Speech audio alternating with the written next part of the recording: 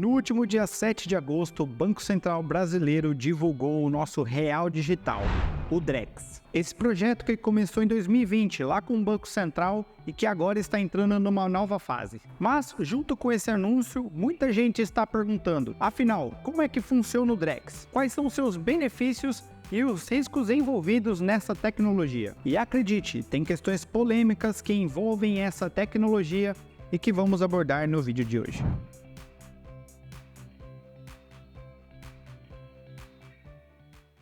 Mas antes de começarmos, não se esqueça de deixar o like, se inscrever no canal e ativar o sininho. Isso vai ajudar muito no crescimento do canal e também ajuda outras pessoas a se educarem financeiramente. O Drex é um acrônimo para digital, real e eletrônico. E o X nessa sigla é apenas para dar um toque de modernidade. Esse Real Digital é uma CBDC, que em inglês significa Central Bank Digital Currency, e é a forma digital ou eletrônica de uma moeda fiduciária, que é estabelecida através de uma regulamentação do governo, uma lei ou então através de uma autoridade monetária como o Banco Central. O atual conceito dessas moedas digitais emitidas por Banco Central são diretamente inspiradas do Bitcoin, porque em partes elas são bem semelhantes das demais criptomoedas que tem no mercado. A principal diferença é que as criptomoedas não são emitidas por uma entidade central, como um governo ou um banco central, ou em outras palavras, as demais criptomoedas são descentralizadas. E obviamente as moedas digitais emitidas por bancos centrais são centralizadas por eles. Assim como o Bitcoin, o Drex vai funcionar através de uma blockchain, que é uma espécie de livro-razão com todas as transações realizadas nessa plataforma. E se você quiser saber mais como funciona a tecnologia do Bitcoin e do blockchain, eu tenho um vídeo especial falando sobre o funcionamento dessa criptomoeda. Mas, diferente do Bitcoin, onde as transações são feitas de indivíduo para indivíduo, nas CBDCs há dois tipos distintos de funcionamento, que são chamadas CBDCs de varejo e CBDCs de atacado. A CBDC de varejo é uma forma de moeda digital emitida pelo Banco Central e disponível diretamente para o consumidor final, ou seja, não há intermediários financeiros como um banco. Ela funciona como uma alternativa digital para moedas e notas físicas e podem ser usadas para transações do cotidiano, como transferência entre indivíduos ou a realização de compras em lojas. E essas transações são registradas diretamente no Banco Central. Essa forma de CBDC é a mais discutida atualmente, pois ela pode gerar um impacto profundo no sistema financeiro e na economia no geral. Mas nós vamos discutir isso um pouquinho mais a fundo daqui a pouco. Por outro lado, existe a CBDC de atacado, que é emitida pelo Banco Central e disponibilizada diretamente para instituições financeiras como um banco. E ela pode ser usada como uma forma de liquidação entre transações interbancárias, por exemplo. E essa forma de CBDC é a menos conhecida e a menos visível para o público em geral. Até o momento, a Drex está sendo desenvolvida como uma CBDC que vai utilizar os bancos como intermediário. Ou seja, você não vai sentir grandes mudanças, já que o sistema vai abranger essas instituições financeiras e para você utilizar esse sistema, você vai ter que utilizar o intermediário financeiro que é o banco. Mas beleza, agora que você já sabe o que é um CBDC e que ele vai utilizar o intermediário financeiro que é o banco para você utilizar o sistema, como é que funciona o Drex? Então, o Drex vai funcionar como uma moeda digital com paridade de 1 para 1 com o real físico. Ou seja, R$1 equivalerá exatamente a R$1 digital. Mas aí você pode se perguntar, qual é a diferença de utilizar esse real digital, já que as transações são feitas através da internet como é hoje? Bom, como eu disse antes, as transações serão realizadas através da blockchain, ou seja, o governo e o Banco Central vai ter mais visibilidade do que está acontecendo nessa plataforma, já que ela vai ter o histórico de todas as transações feitas nela. O segundo ponto é que ela permite inovações em termos de estrutura, já que ela permite o uso de contratos inteligentes que já são utilizados em criptomoedas tradicionais que temos hoje.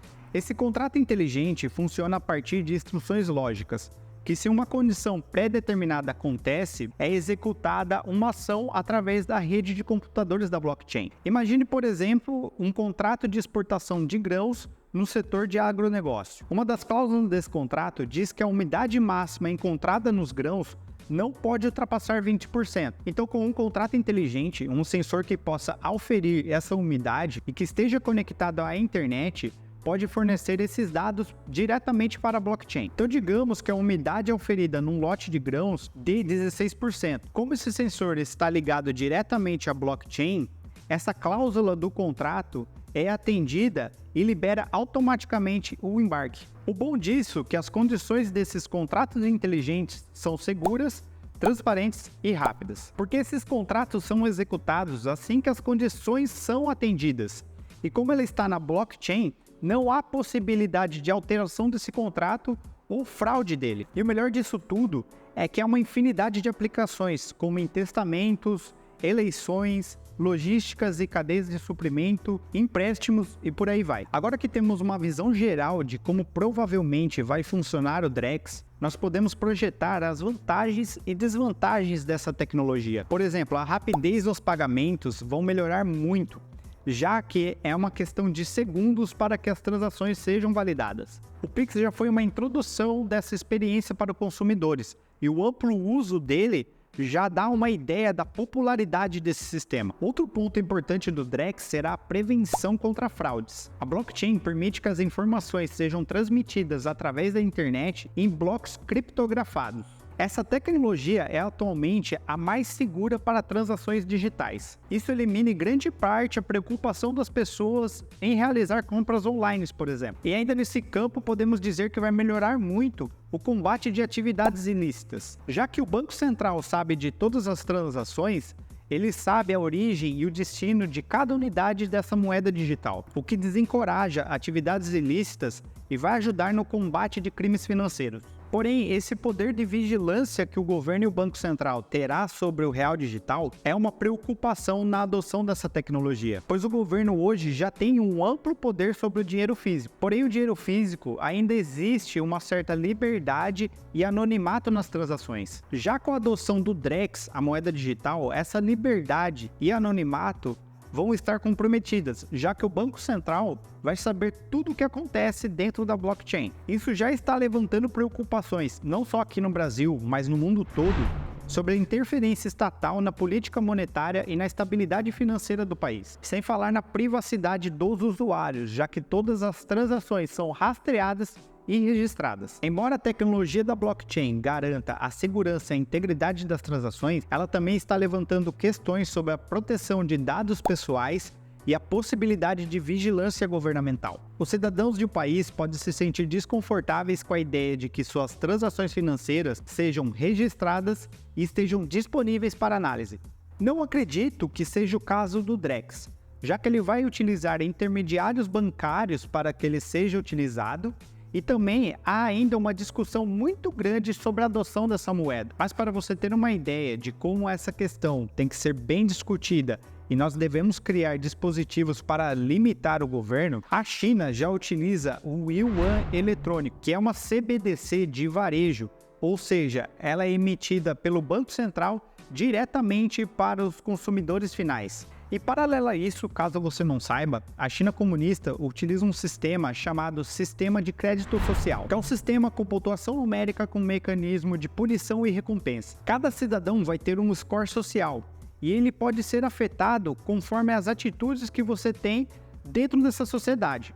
Por exemplo, se você avançar um sinal vermelho, o seu score pode diminuir. E só aí já podemos identificar um problema, já que a China pode utilizar essa moeda digital como forma de punição aos seus cidadãos. E esse poder todo do governo é perigoso, pois ele pode utilizá-lo de forma arbitrária. Nesse contexto, é possível que o poder judiciário restrinja os recursos financeiros de um indivíduo, que vai funcionar como uma espécie de bloqueio financeiro, principalmente se esse indivíduo tomar atitudes que desagradem o governo. Mas, de novo, não acredito que o Drex seguirá por esse caminho, e há muitas discussões e ponderamentos em vários países sobre a adoção dos CBDCs. Eu mesmo até acredito que essa é uma evolução natural do dinheiro. Assim como o começo do Pix levantou várias questões, porém a população já está usando ele largamente, eu também acredito que o Drex vai levantar várias questões sobre a interferência estatal. E só o tempo e os cidadãos vão dizer se essa tecnologia vai ser bem sucedida.